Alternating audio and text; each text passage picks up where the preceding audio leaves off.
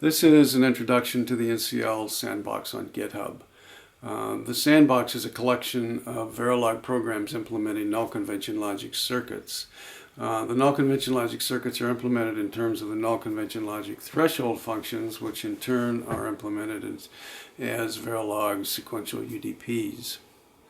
The Sandbox was developed with Icarus Verilog and GTK Wave waveform viewer, both of which are downloadable from the web so that anyone from 8 to 108 can download the Sandbox and play in it. Now, Babbage and Turing asked the question, how can we spontaneously enliven the computations that mathematicians do in the absence of the mathematician? We ask a somewhat different question, which is, given a spontaneous live behavior, how can we get that spontaneously live behavior to compute? Nature asked the same question in the absence of models of mathematicians lying about, and answered it with multitudes of spontaneous behaviors that compute, which ultimately computed more than a few mathematicians. We'll focus on a particular spontaneously live behavior, the electronic ring oscillator.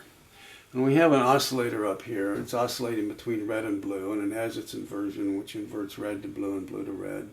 And it will oscillate indefinitely and forever. And this is our spontaneously live behavior that we're going to get to compute. Over here we have two oscillations linked with the shared completeness behavior, and the shared completeness behavior requires that both inputs be red before the output transitions to red, and that both inputs be blue before the output transitions to blue.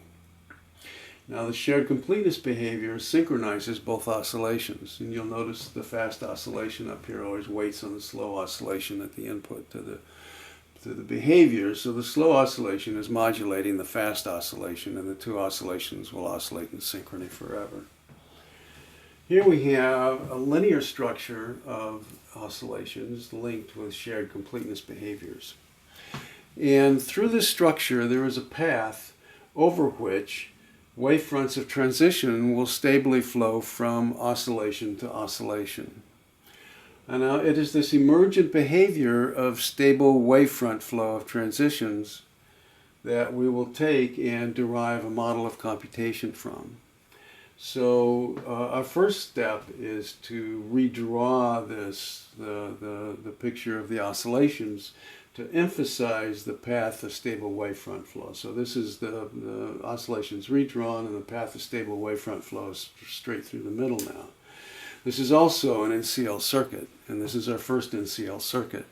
Now, in the set of basic circuits, we will also show a pipeline that fans out and fans in, and a pipeline closed on itself, forming a pipeline ring. So now we'll talk a little bit about how the Verilog programs implement the NCL circuits.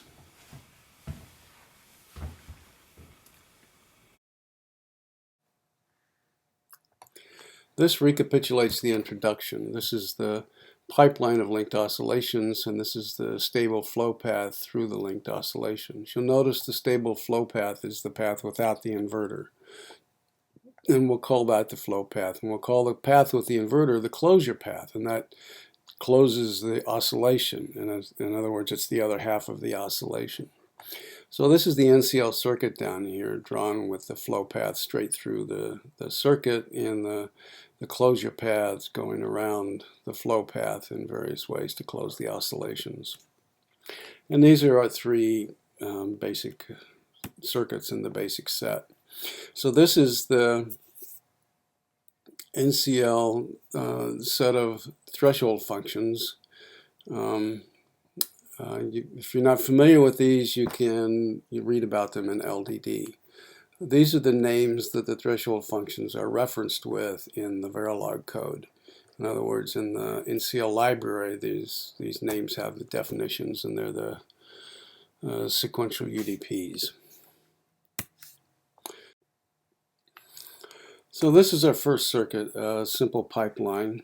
This is the schematic diagram, and this is the Verilog program, and the diagram is keyed to the variables of the program. So B flows to C, flows to D, flows to E, and here B flows to C, C to D, D to E. And then E is auto-consumed. It's flowed back into the oscillation, and we haven't labeled A here, but A is the input that will be auto-produced, and it's auto-produced from here. Whenever this is low, this will be high, and whenever this is high, this will be low, and this auto-produce will produce the alternating wavefronts of high and low transitions into the circuit. So this is the test bench part of the circuit, and there are two parts to that. We initialize the .vcd file, and then we set the init signal, which is the initialization signal, to 1 for a certain period. In this case, it's 200 picoseconds. This is the init signal. It's set high for 200 picoseconds. Then it goes low, and once it goes low, the circuit begins operating. Now, in this case, the initialization of the circuit is to set everything to low. And you'll notice that all the signals in the circuit are set low. And we'll talk about this a little bit later, the initialization a little bit later. But when init becomes low, then the circuit starts propagating. And this is the wavefront of transitions to high, propagating through the pipeline, followed by a wavefront of transitions to low, followed by a wavefront of transitions to high, followed by a wavefront of transitions to low. And this will keep going forever.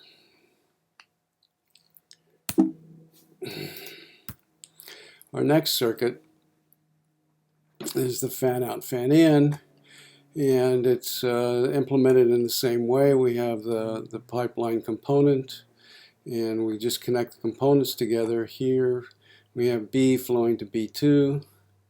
B is the auto-produce value here. B flowing to B2. B2 flows to two places, C-top and C-bot. And then C-top and C-bot flow to D-top and D-bot, and then D-top and D-bot flow into E. And in this case, we have another component which accepts two input flow paths. But other than that, it's just a straight pipeline. So whenever we fan out, the closure has to fan in, and whenever we fan in, the closure has to fan out. So there's a complementarianess to the structure. So up here are the components, the fan-in component and then the pipe component. You'll notice here the init is set, everything becomes low, the init becomes low, and we start flowing. So this is the transition to high. You'll notice that the transitions to high is simultaneous in C-bot and C-top and D-bot and D-top. And then it pipelines again through E and through F. And this is the wavefronts of transitions to high flowing through the structure, the wavefronts of transitions to low, wavefronts of transitions to high, and so forth. And this will flow forever, just like the previous circuit. Now this is our pipeline ring, and the ring is a little different because, well, I went the wrong direction. So this is our pipeline ring, and the ring is a little different.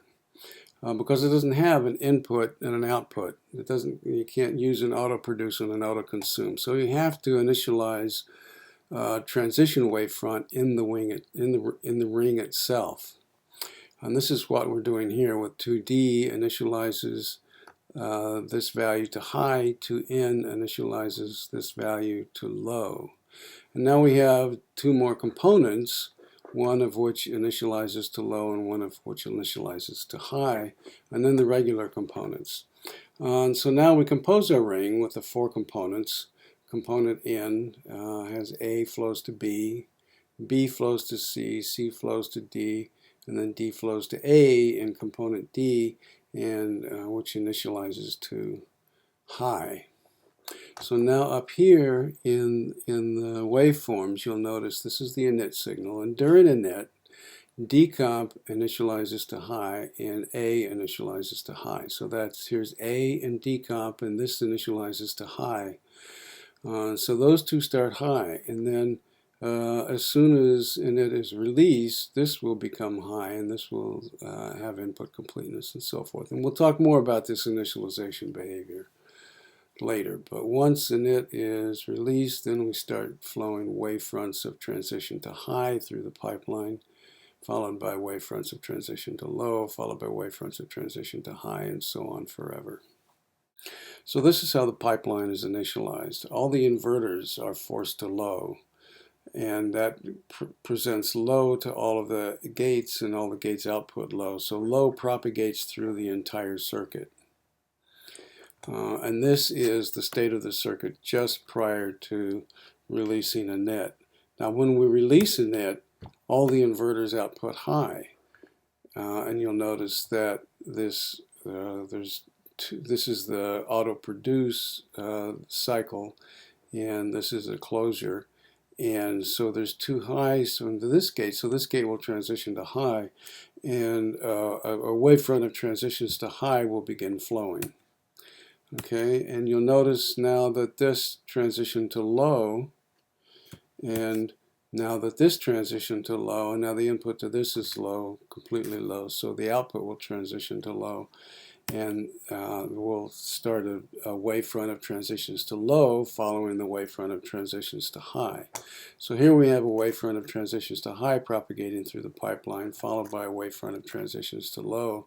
Eventually this will get along and this will become high, and we'll have another wavefront of transitions to high forever. This is how the pipeline ring is initialized. The pipeline ring doesn't have an input and output for auto produce and auto consume, so we have to initialize a wavefront transition in the flow path of the ring itself.